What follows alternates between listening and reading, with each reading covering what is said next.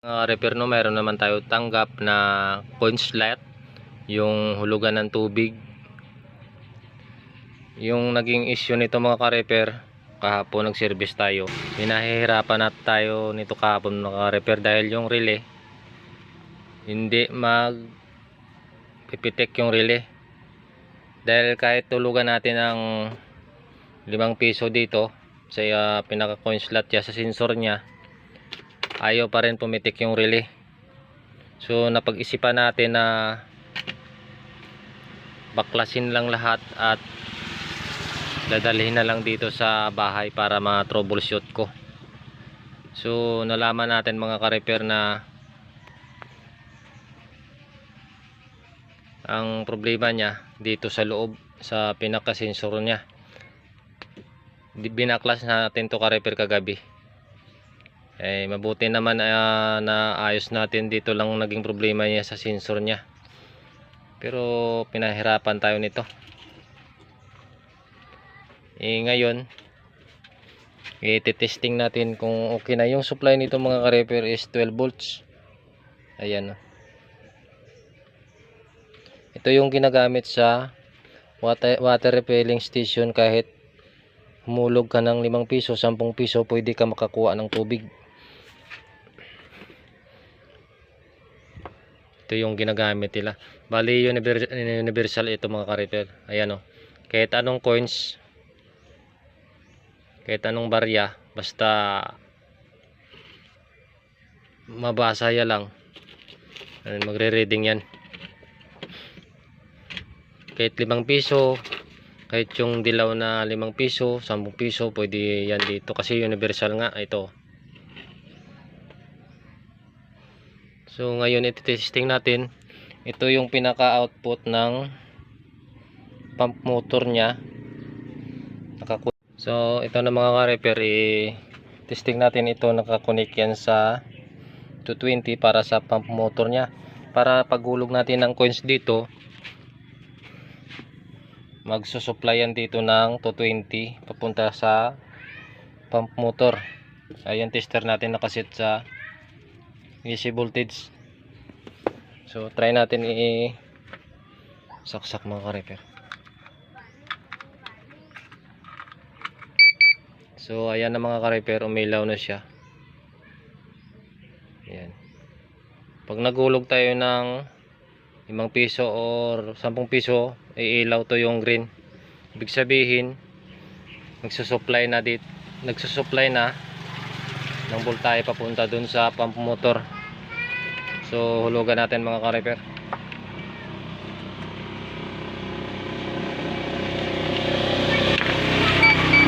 So ayan na mga ka-repair, gumana na siya. Ayan, naka 220 na. So bali may supply na siya.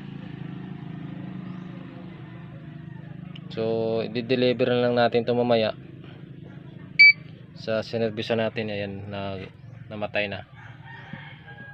So ulitin natin.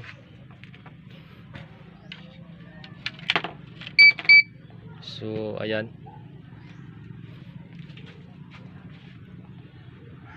mabuti hindi tayo sumuko sa pag-ayos nito. Kaya nga binaklas ko na lang, dinala ko na lang kahapon. At nadali rin natin. Ayan, matay.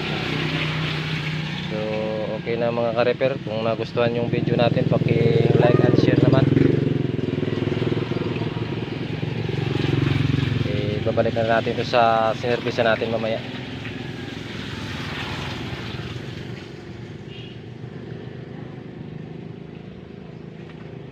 Pag ganito hindi nagre-reading, yung hindi siya nagbabasa, kailangan natin baklasin dito sa loob.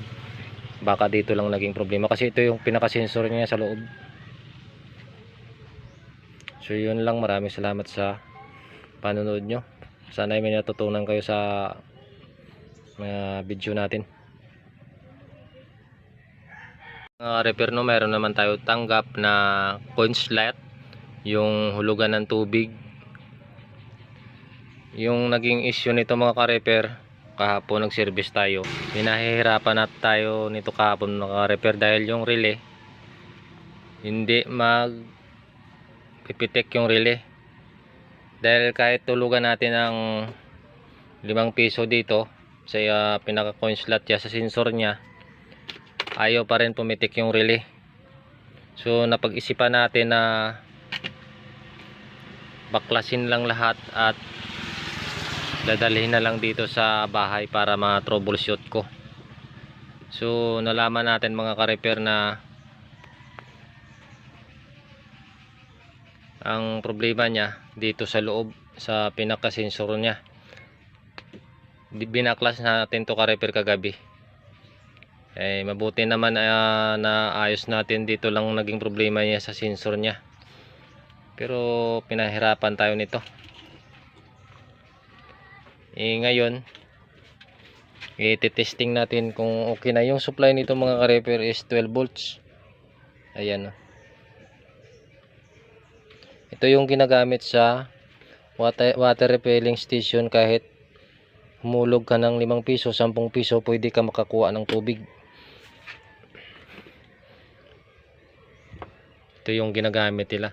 Bali universal ito mga ka-repair. Ayan o. Kahit anong coins, kahit anong barya, basta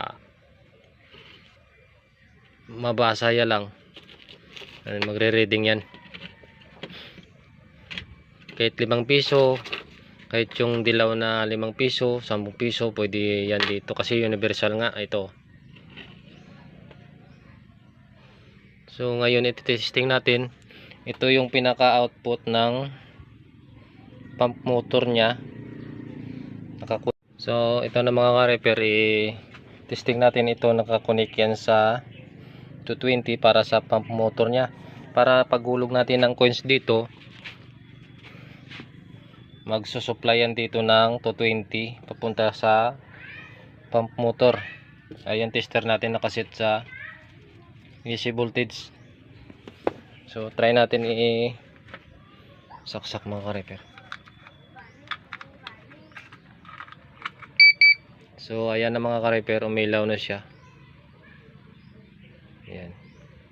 Pag naghulog tayo ng ₱5 or ₱10, iilaw to yung green.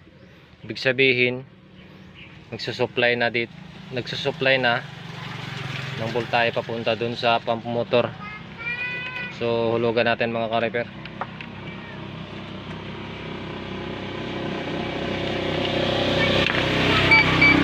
So ayan na mga ka-repair, gumana na siya. Ayan, naka 220 na siya.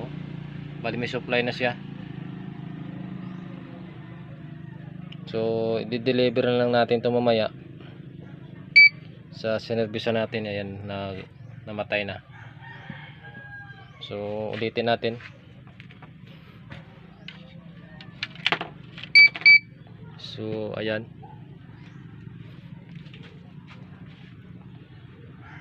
mabuti hindi tayo sumuko sa pag-ayos nito.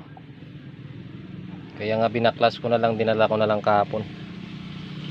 At nadali rin natin. Ayan, matay. So okay na mga ka-repair. Kung nagustuhan yung video natin, paki-like and share naman. Babalik na natin ito sa sinervisyo natin mamaya.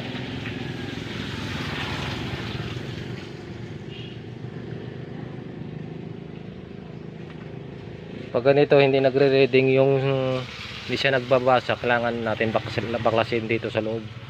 Baka dito lang naging problema kasi ito yung pinaka-sensor niya sa loob. So yun lang, maraming salamat sa panonood nyo. Sana may natutunan kayo sa mga video natin.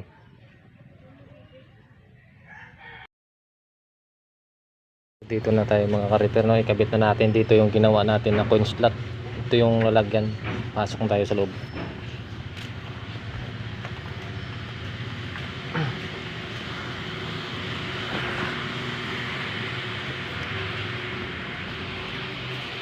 So dito natin kinuha mga ka-repair yung coin slot. Ikakabit na natin.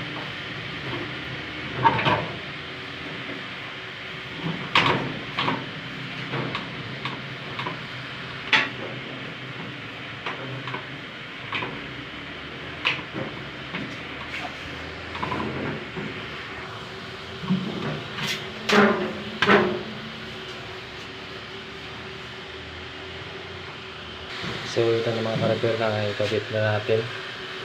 I-plaster na lang natin to para matesting natin mamaya. Hindi ko pakita kung paano magkabit nito kasi wala tayong taga-video.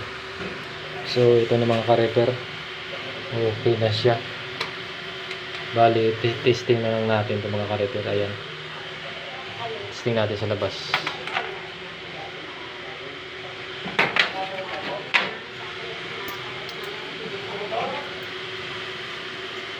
Tapos na natin ito install.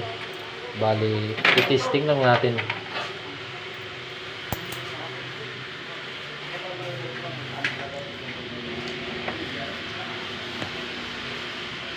Amo ning 15 ha. Dahil mo taga mo pesos. So ito na mga ka-repair. Testing natin. Yan, okay na yung gawa natin.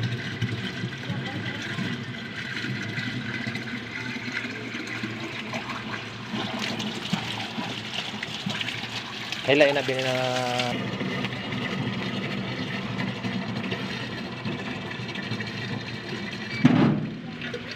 Lablang 5. Hmm.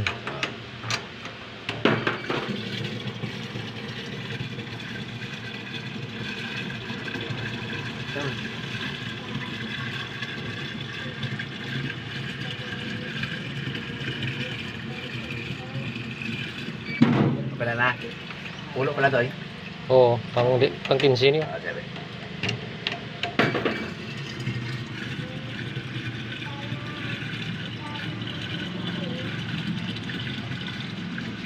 Ikaw mo na magani so. 15. Oh, 15 no?